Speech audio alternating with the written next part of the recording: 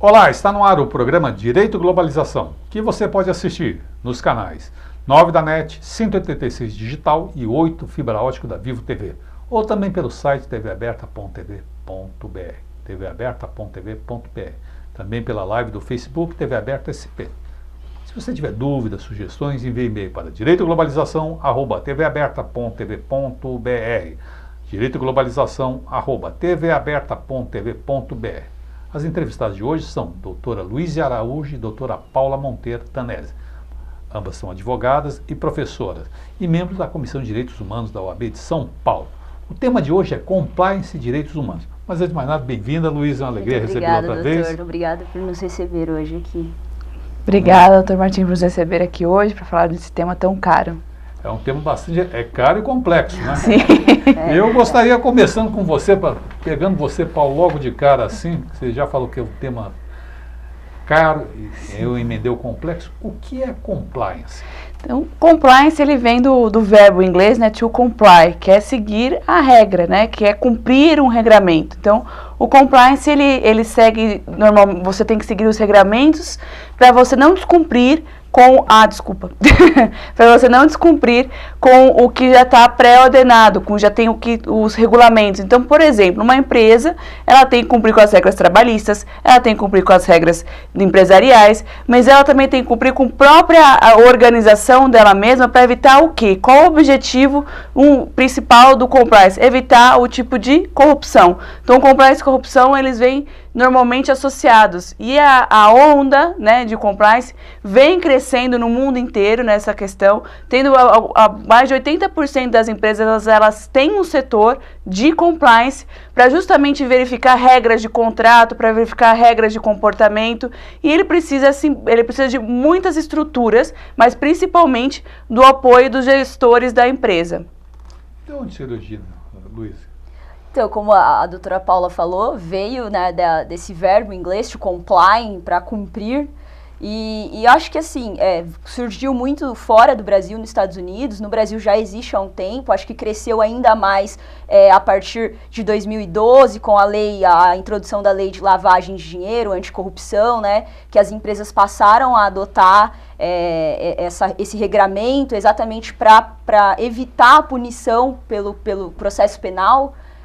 E aqui no Brasil vem crescendo. Em 2012, acho que foi o início da discussão, o início da introdução de compliance, a discussão de compliance no âmbito empresarial, exatamente porque as empresas começaram a se preocupar, então, com esses regramentos, principalmente no âmbito de lavagem de dinheiro. E aí, agora a gente tem outros âmbitos do compliance. A gente escuta também falar o compliance trabalhista, o compliance no âmbito penal, que tem várias ramificações, e hoje o compliance em direitos humanos, que é a proteção dos direitos humanos no âmbito dos negócios, seja por empresa estatal... Vamos chegar lá, calma, você já está indo...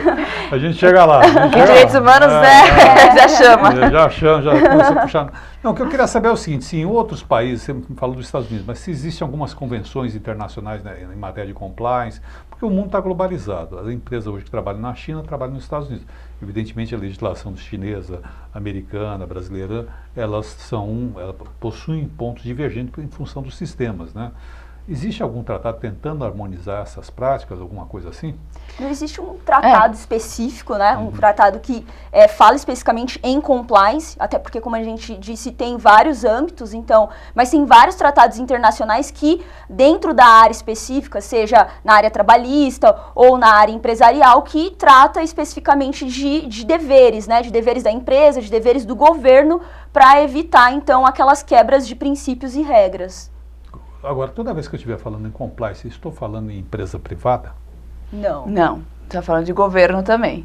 A gente tem principalmente a questão por exemplo, empresas estatais, elas têm que cumprir com o compliance. Principalmente, os maiores escândalos que a gente vê hoje relacionados a empresas estatais é o descumprimento do compliance. Então, isso ganhou mais força. O compliance, então, você pode falar de compliance até em direito internacional público. Então, os estados estão cumprindo com determinado tratado em direitos humanos ou um determinado tratado econômico até, eles estão incorporando as normas que eles falaram que eles iam incorporar. É um tipo de compliance. Aí você tem a questão das empresas privadas, a questão das empresas públicas. Então, o próprio governo, ele também ele é responsável e ele também tem que cumprir as regras. Agora, na prática, eu tenho visto muitas empresas constituírem departamento de compliance, obrigando até a mim, como prestador de serviço de empresas maiores, a assinar contrato ou compromissos de compliance, né?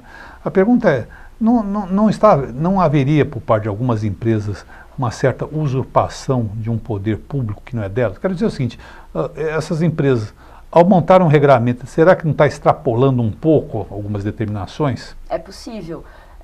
Por exemplo, o que a gente escuta muito... Na prática, eu estou falando uma coisa... O que a gente escuta muito na prática é códigos de integridade e ética, né? E aí dentro desses códigos, as empresas, elas criam regras dentro ali do âmbito empresarial que eles exercem, para que todas as pessoas que estão inseridas dentro daquele ambiente, para que elas cumpram, então, aquelas regras. Código de ética e integridade, são códigos de conduta, né?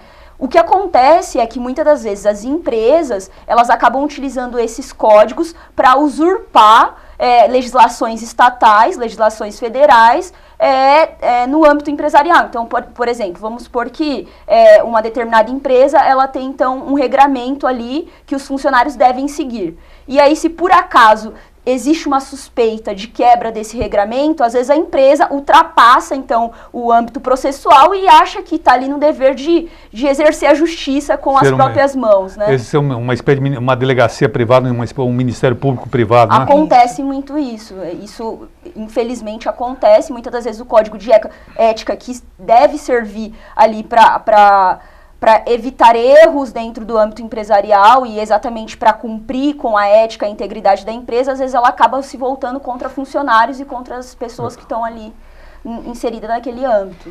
Isso às vezes acontece porque um dos pilares do compliance é a investigação, só que tem que ter sempre um cuidado, até o próprio compliance tem que ter um compliance dentro dele, porque essa investigação ela não pode extrapolar e as pessoas envolvidas na área de compliance não podem usurpar uma função que seria do Ministério Público, por exemplo.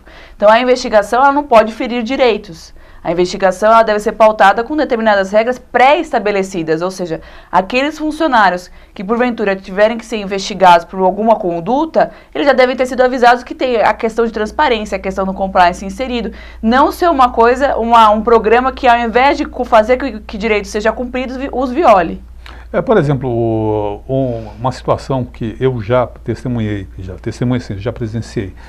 Uma empresa, determinada empresa, não importa, determinada circunstância, sobre a alegação de suspeita a um funcionário, ou colocou de férias com o propósito de invadir a conta de e-mails dele pessoais, coisas pessoais dele, e alegando isso que era o regramento da empresa. Isso não é possível, né? Isso, inclusive, acaba ferindo a própria legislação trabalhista, claro, né? Um assédio moral, uma situação que não cabe dentro do âmbito do compliance. Talvez a gente pode dizer aí que existe uma violação do próprio código, né? Sem dúvida. Me pareceu uma violação da intimidade. Inclusive, eu acho que foi um cometimento de crime, de violação de produto de informática. Exato. Aquele crime de informática, né? Que você sim, processo. E eu achei, aí eu passei a refletir sobre isso, né? E quando vocês vieram com a proposta de fazer, a gente vai falar um pouco mais adiante, de fazer um curso de compliance e direitos humanos, eu fiquei pensando na aplicação disso no âmbito empresarial, né? Porque as pessoas não estão entendendo algumas o que vem a ser compliance, né? Eu acho que como é uma coisa muito nova, é recente o compliance, e a questão própria, a lei da corrupção também é recente aqui no Brasil, as pessoas ainda não estão pensando, elas querem chegar no produto final. Não estão investidas de poder para isso, né? E aí a implementação, por isso o cuidado de um treinamento, de uma pesquisa anterior, não falar, vamos criar um compliance aqui e em frente, por isso tem vários cursos, a OAB, ela fortalece nesse sentido a questão do compliance, justamente para o compliance não ser uma arma, mas sim uma ferramenta para a implementação de direitos. Sem dúvida. E qual a conexão, agora chegando o que você antecipou, qual a conexão compliance e direitos humanos? A gente tem falado muito na proteção dos direitos humanos no âmbito do sistema de justiça, né? O que se escuta muito é violações de direitos por agentes estatais, a violação de direitos no âmbito da justiça criminal e tudo mais. E aí, a gente esquece que as empresas, um ente privado, ele também comete violações de direitos, ele também pode violar direitos de pessoas, enfim, até direitos socioambientais, né? E aí, A ONU, em 2011, adotou, por meio do Conselho de Direitos Humanos, os princípios orientadores sobre empresas e direitos humanos. E esses 31 princípios, eles vêm por meio de um trabalho já longo, antes mesmo de 2011, tentando aproximar as empresas da proteção dos direitos humanos, né? Então tem o Pacto Global também, que é super importante, que é um sistema global da ONU que vem trabalhando de forma regional para implementar as ODS também, que é os Objetivos de Desenvolvimento Sustentável. E aí a gente, então, pensa a partir disso, como as empresas podem cumprir com os direitos, com os tratados internacionais, certo? Porque os países, na maioria das vezes, eles fazem parte desses tratados internacionais, só que a gente não pode pensar só apenas no âmbito entre pessoas. Existe também o cumprimento, né, o dever de cumprir os tratados pelas empresas. E aí a gente pensa, então, no compliance para as empresas protegerem direitos humanos. Agora, na prática, como isso se daria? Uma empresa que tem compliance, como é que ela vai ter uma boa prática em direitos humanos tendo compliance? Como ela vai conjugar isso? Ela assim, eu acredito que as empresas sempre, quando elas pensam em direitos humanos, elas falam, mas isso não vai me dar lucro. Sim, né? O acionista, do ponto de vista do acionista. Mas, na verdade, até estudos do Banco Mundial demonstram que, por exemplo, uma questão bem peculiar dos direitos humanos é a preocupação da exclusão de pessoas. Por exemplo, a questão dos idosos, vamos excluir ele da sociedade, ele não participa mais, etc, etc. O próprio Banco Mundial fez um estudo e demonstrou que a exclusão era muito mais cara do que a inclusão. Então, você excluir uma pessoa da sociedade ou descumprir direitos custa muito mais do que se você cumprir direitos. E isso é uma coisa que a ONU está realmente preocupada e por isso que ela quer aproximar direitos humanos e empresas e ela é um grande articulador, né? A gente pensava em direitos humanos uma questão de obrigação dos estados, mas hoje as empresas também devem cumprir, porque elas também são sujeitos de direito e elas também podem ferir direitos, né? A gente tem a questão ambiental, que também vai ser um assunto mais para frente que a gente vai tratar no curso, que como que as empresas elas não podem ser responsabilizadas por danos ambientais que vão causar violações de direitos humanos. Então, e aí, se ela tivesse cumprido, tivesse tido o compliance antes, ela não teria causado aquele dano, que vai ser muito mais caro para ela reparar esse dano. Eu vou encerrar esse bloco por aqui, voltamos já no segundo e último bloco do programa Direito e Globalização. Obrigada.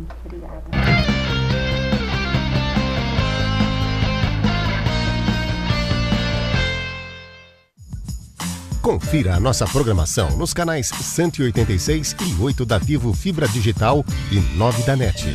Disponibilizamos também nossos programas em tempo real no site www.tvaberta.tv.br e no Facebook, acessando facebook.com/tvaberta.tv.br. Assim você participa das lives e fica por dentro de todas as nossas novidades. O programa Direito e Globalização é uma iniciativa da Comissão de Direitos Humanos da Ordem dos Advogados de São Paulo, com apoio científico do Instituto Brasileiro de Ciências Criminais. Faça como esses produtores e realize o sonho de ter um programa na televisão. Venha para a TV Aberta São Paulo. Ligue para 3868-2802 e tenha a oportunidade de estar com mais de 3 milhões de telespectadores. Qualidade na transmissão e custo baixo. TV Aberta São Paulo, a emissora comunitária da maior cidade do Brasil. Acesse o site da TV Aberta São Paulo, www.tvaberta.tv.br. Vídeos. Estamos chegando com mais notícias. Promoções. Assista a nossa programação em tempo real e faça sua pergunta para os programas ao vivo. Participe da emissora comunitária da maior cidade do Brasil. Confira a programação em tempo real da TV Aberta pelo facebook.com/tvabertasp. Lá você fica por dentro das novidades, podendo ainda acompanhar as lives dos programas ao vivo e deixar seu comentário. TV Aberta São Paulo, a emissora comunitária da maior cidade do Brasil. Este programa tem o apoio da TV Interação, Associação Vida e Trabalho e da Ordem dos Advogados do Brasil, Seção São Paulo.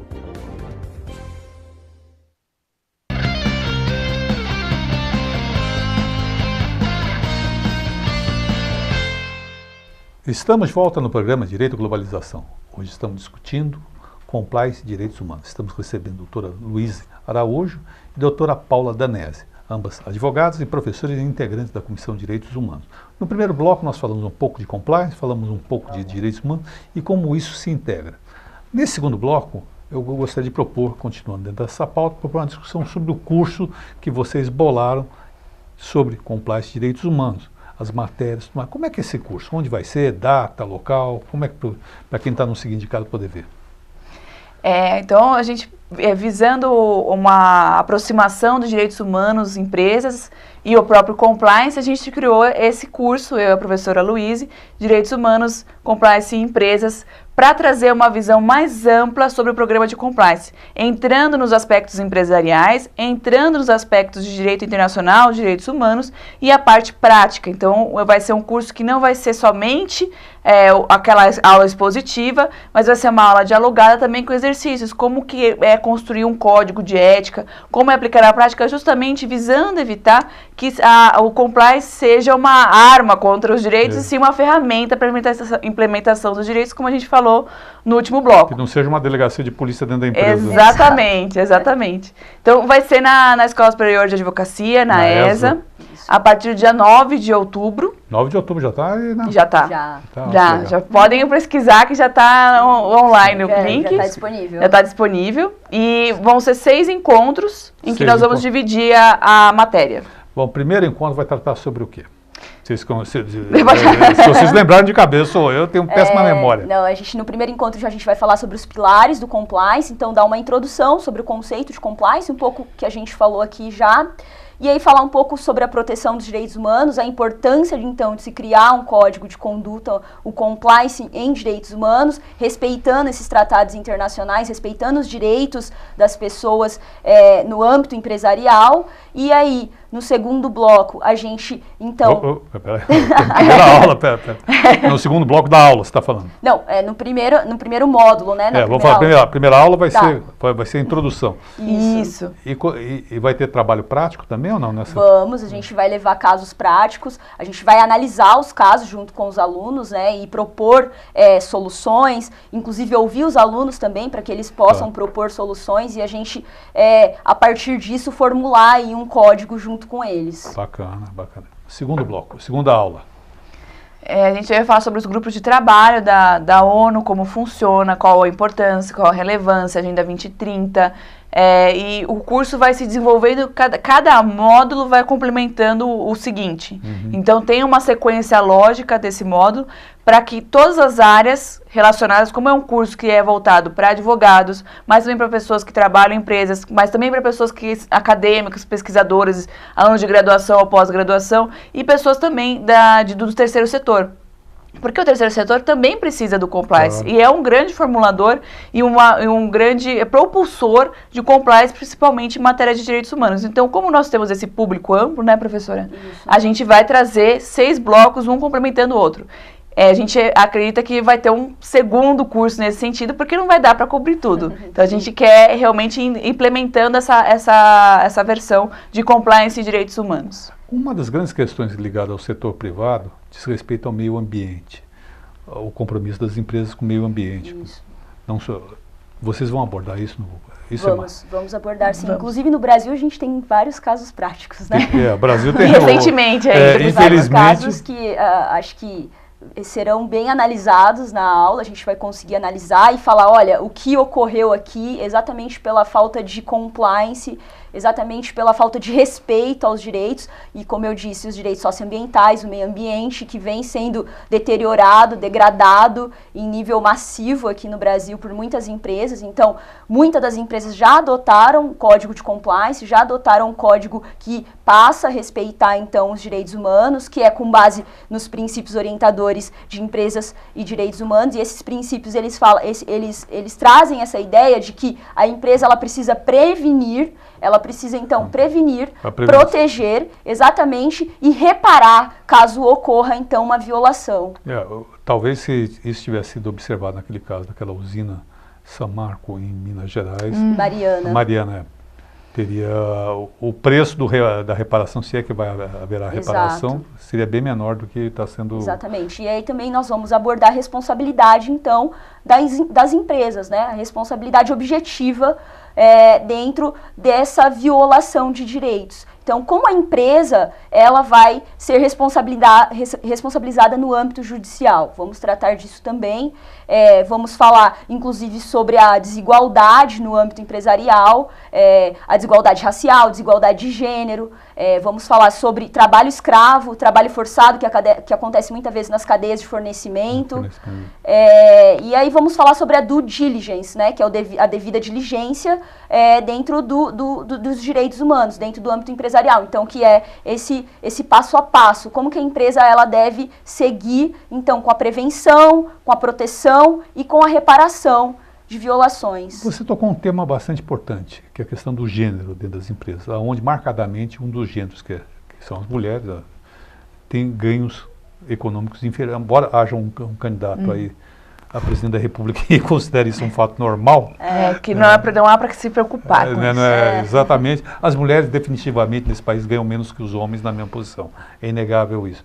Isso será abordado, é pauta do nosso curso? Vamos abordar isso, inclusive trazer no curso situações que hoje ocorrem e situações que aconteceram que hoje não acontecem mais, de empresas que adotaram medidas e hoje têm políticas internas de igualdade de gênero. Então, muitas empresas, a gente vem analisando casos de empresas que no passado tinha aí um crescente número de contratação só de homens e as mulheres ficavam num número bem abaixo e hoje passaram a adotar políticas, medidas de conduta para que a empresa, então, passe a combater dentro da sua empresa, dentro desse ambiente, a desigualdade de gênero.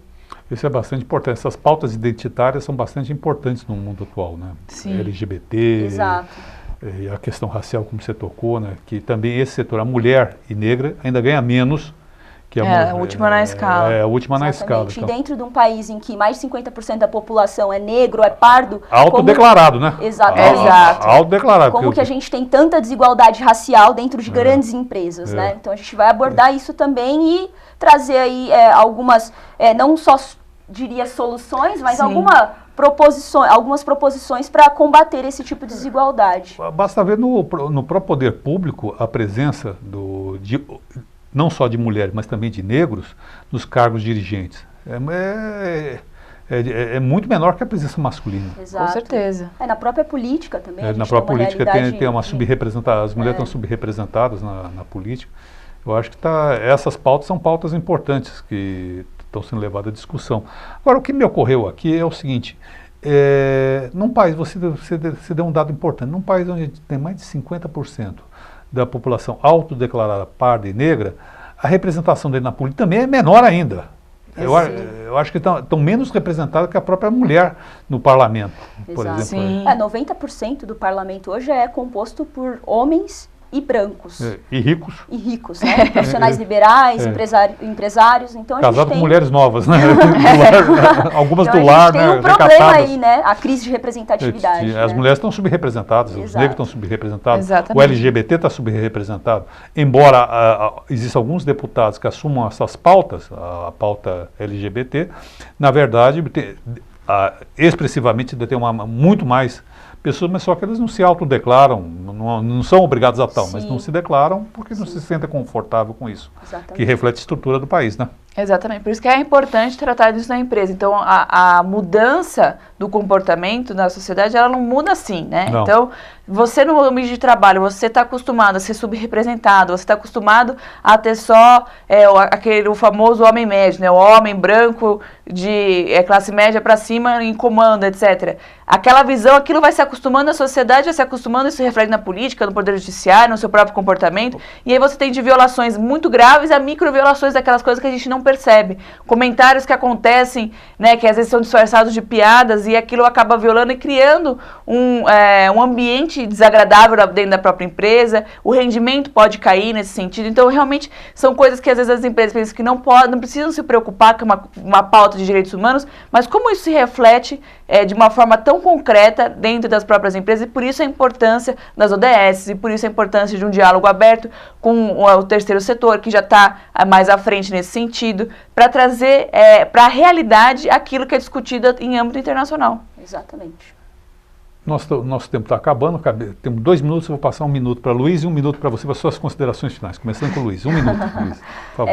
Então, para finalizar, eu quero convidar a todos e todas, para quem tem interesse em direitos humanos e em compliance, que são 2 assuntos que se conversam e são importantes no âmbito empresarial, para participarem então desse nosso curso na ESA, que tem início em outubro. Serão eu tenho certeza que o curso será muito bem proveitoso, a gente vai conseguir discutir muito, ouvir também e trazer aí algumas discussões interessantes hoje na atualidade sobre os direitos humanos e o compliance. Eu também quero, minhas considerações finais, agradecer primeiramente a oportunidade de estar aqui hoje, poder falar um pouco desse curso maravilhoso, que eu vou estar com uma pessoa que é incrível, que é a professora Luiz, que é minha amiga e irmã, que a gente tem muito trabalho junto, em conjunto, então é um curso que a gente montou com muita dedicação, com muita pesquisa, com muito empenho, então a gente tem certeza que os alunos que participarem vão se engrandecer muito e vão contribuir muito. Tenho certeza que as discussões serão muito ricas e a gente vai poder levar essa pauta mais para frente. Muito obrigada. E quem quiser se inscrever, quem quiser se inscrever, é só entrar no site da ESA, cursos, e vai aparecer o nosso curso. ESA, Escola Superior de Advocacia. Isso. Da OAB São Paulo. Da OAB São Paulo. Então, digita ESA, Compliance, Direitos Humanos, e já chegou no curso. Já chegou no curso, já está online. Tá ok. Tá bom? Obrigado, Luiz, pela sua presença. Muito obrigada, doutor, pela recepção. Eu que agradeço. Paula, muito obrigada, obrigado. muito obrigada. E nos vemos. Nos vemos em breve. Em breve, muito em breve. Até a próxima semana. Obrigado e até lá.